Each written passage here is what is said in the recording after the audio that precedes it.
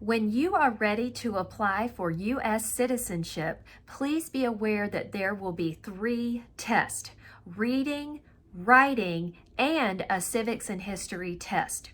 For the reading test, you will be required to read 1 sentence, which is usually presented to you on an iPad screen. It's simply reading. After that is completed, the next step is that the officer will make the screen go blank or hand you a blank piece of paper. They will ask you to write 1 sentence.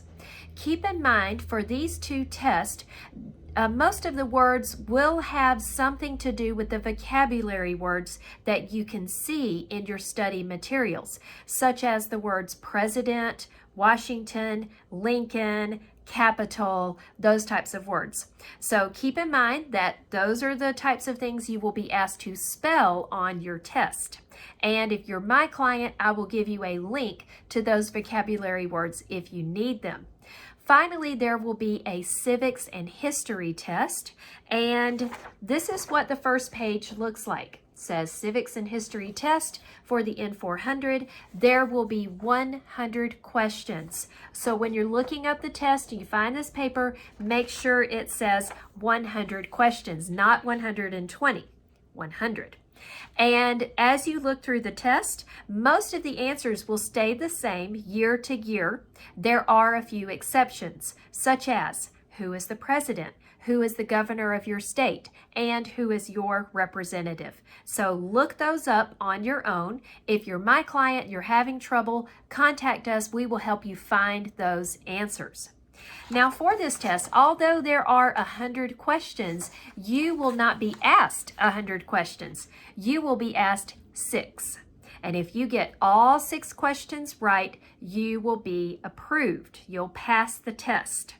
If you miss a question, the immigration officer is instructed to go up to 10. So you can make a 60% on the test and still pass this portion of the interview.